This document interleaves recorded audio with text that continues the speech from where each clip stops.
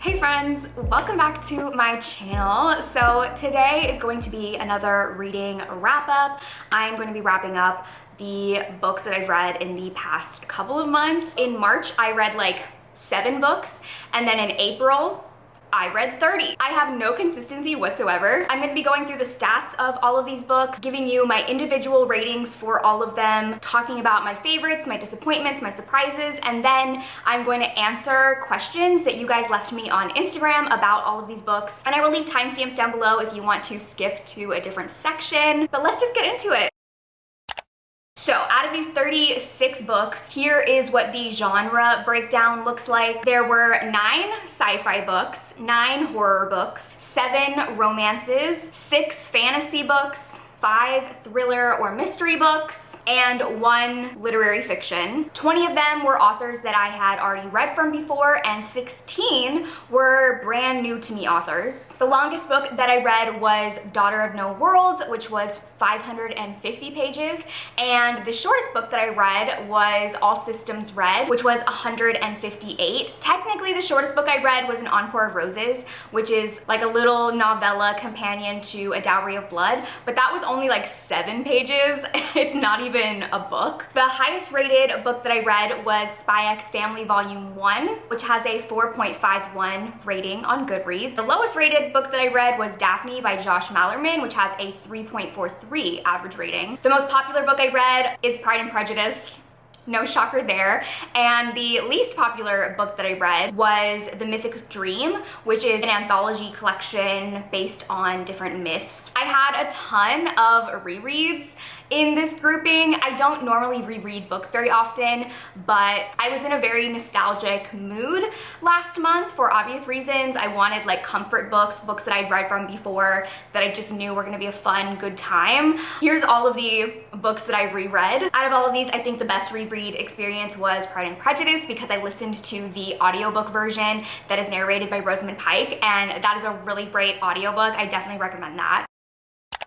Okay, now we are going to get into my individual ratings for all of the books. I'm going to start with 3 that I didn't rate because they're manga and graphic novels, which I have just recently been getting into manga, so I'm very new to it and I haven't really been rating them just because I have nothing to compare them to yet. So I read Blood on the Tracks volumes 1 through 3, Spy X Family volume 1, and then the one graphic novel that I read was Buffy. I don't know if it has a full title, but it's like the reimagining of Buffy. All right, now for the actual ratings of books, I'm gonna start with the lowest rating, the 1 stars, and go up to the 5-star reads. So we'll start at the very bottom. We have Sister Maiden Monster, which I gave 1 star. The only 1 star out of all of these books. Finlay Donovan Jumps the Gun, which I gave 2 stars. Loot by Jennifer Thorne, which I gave 2.5 stars. In my 3 stars, I have The Book of Gothel and The Mythic Dream. At 3.5 stars, I have Our Wives Under the Sea, the entire Never King series, Daphne, and Several People Are Typing. At 4 stars, I had episode 13, all of the Murderbot series, Convenience Store Woman, The Dead in the Dark, and Middle Game. At 4.5 stars, I had One Dark Window, Daughter of No Worlds, A Treacherous Curse, A Dangerous Collaboration, and An Elderly Lady is Up to No Good. And then for my 5-star reads, I had Out There by Kate Folk, Pride and Prejudice by Jane Austen, Sinner by Sierra Simone, Hellbent by Lee Bardugo, and This Is How You Lose the Time War by Amal El Motar and Max Gladstone. All right, now for my favorites, my disappointments, and my surprises. My favorite book out of all of these, I have 2. The first one is Out There by Kate Folk. I read this in my video where I was trying to find a 5-star book and I couldn't stop the video until I got a 5-star, and this was the 5-star book that saved me and allowed me to stop filming that video. This is like a sci-fi Black Mirror-esque short story collection that was super weird, but I was obsessed with it. There are some stories in here that I have not stopped thinking about, and I feel like this book would make an amazing like anthology TV show. And then my other favorite is Sinner by Sierra Simone, which is just an amazing romance about this woman who is about to take her vows of becoming a nun, but before she does that, she wants to experience life to the fullest, and she strikes up a deal with her brother's best friend to help her fulfill those fantasies. And it was so good. It was such like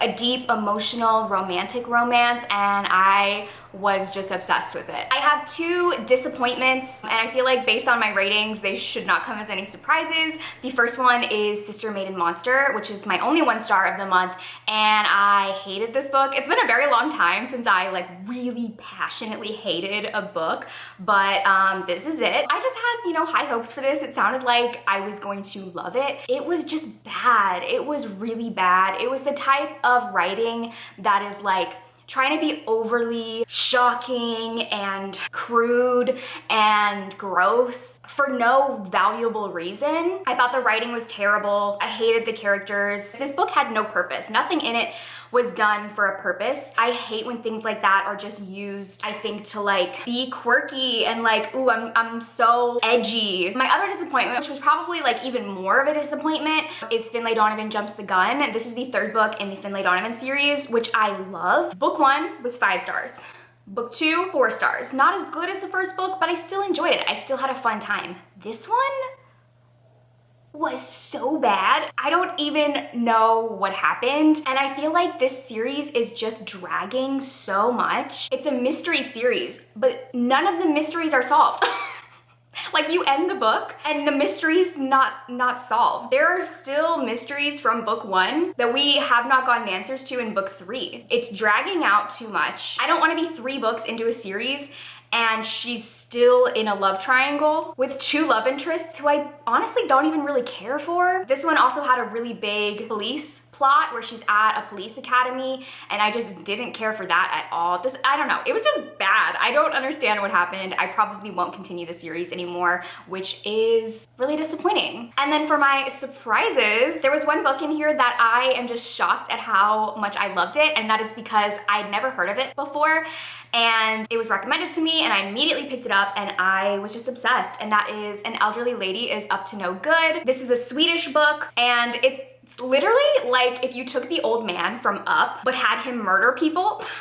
That's what this book is. It's about this old woman who lives in this apartment rent-free. Her family got a deal like a long time ago, so now she is living in it rent-free, but people are like circling like vultures trying to force her out of the apartment, and she's like, fuck that, and kills anyone who will not leave her alone. And it was just so much fun. It's a short book, so it's like definitely the type of book that you could read in an afternoon in a single sitting, and I had a blast with it.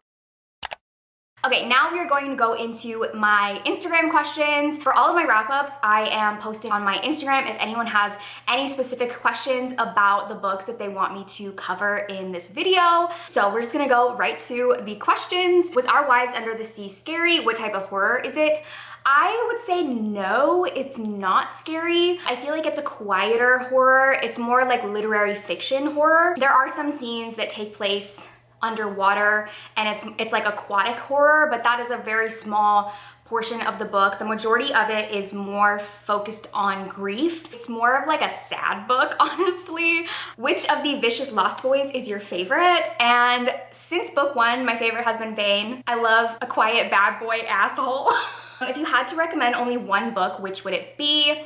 I think, see, I'd want to say Out There because that was my favorite, but I don't feel like everyone would like this book. It's definitely more of like a specific kind of book, but I feel like most people could enjoy An Elderly Lady's Up to No Good. It was very fun, very quick, and you're following the perspective of a character who like is doing bad things, but you're kind of rooting for her, honestly. I feel like that's a book that I would feel confident recommending to most people. Which book has your favorite book cover? Of all of these, my favorite book cover is Our Wives Under the Sea. Unfortunately, I didn't love the book as much as the cover, but I am obsessed with this cover. There's something about it that just, every time I see it, I am super drawn to it. Was Sinner better than Priest? Yes, a million times better. I gave Priest 3 stars. I thought it was good, but it wasn't as romantic or deep as I like romances to be. But Sinner was like a million times better. I feel like Sinner is definitely going to be one of my all-time favorite romances and one that I will probably reread. What is a book with a scene that gave you major goosebumps? I don't know if it was necessarily goosebumps,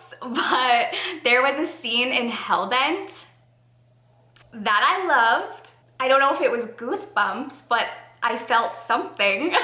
Favorite female character? That one's hard. I read a lot of books in this wrap up that had really great female characters. I think Maud from An Elderly Lady is Up to No Good is definitely up there. She was a super fun character to follow. And then I also really liked Tisana from Daughter of No World. She was a character who I feel like had this very quiet brilliance where she would let people think that she was more submissive and passive so that she could manipulate them. And I feel like that's a type of female character that you don't see a lot, especially in fantasy romance. They're usually like more in your face, tough or sassy or sarcastic or like dominant, but she was very much like, I'm going to let you believe that you're taking advantage of me, but really I am calling the shots and you just don't even know it. And then this wasn't asked, but I will say my favorite character out of all of these books that I've read is Murderbot.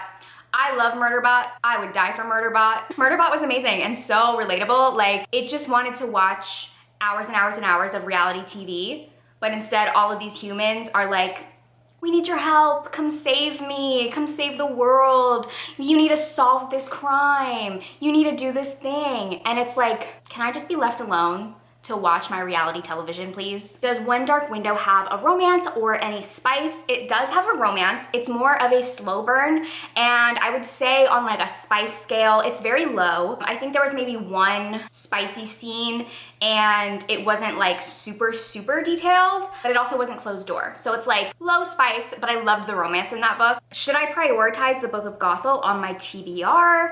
I would say I didn't really love the Book of Gothel. I think it had a strong start and then I just got bored. But I think that if you love The Bear and the Nightingale, I would give it a try because they have very similar vibes and writing styles. What book would you most want to see as a movie? I think, like I said, Out There would make a really good anthology TV show. I also think episode 13 would be such a great horror movie, like a found footage horror movie. I would watch that in a heartbeat. And then the last question is first impressions on reading manga. I'm really loving manga. Actually, since this wrap up, I've read a bunch more and I'm having a great time with it. I'm still trying to figure out exactly what I like. I haven't found any that I'm like 5 stars obsessed with, but I am having a fun time trying different ones out. I've been going through recommendations that people have been giving me, and luckily my library has a ton, so that's where I've been mostly getting them. But yeah, I'm really enjoying it. I'm having a fun time with the manga. So that is gonna be the end of this wrap up. I'm gonna link in the description all of the vlogs that I have done that feature most of these books. If you want to go and find more in-depth discussions, I vlogged a good majority of them. Thank you guys for watching, and if you liked this video, please like and subscribe, and consider checking out my Patreon where I post tons of exclusive content like fun readathons, weekly reading sprints. We have a monthly book club and discussion, private Discord server, and tons of exclusive videos you can only find on Patreon. I would love to have you join us over there. I will see you guys in my next video. Bye!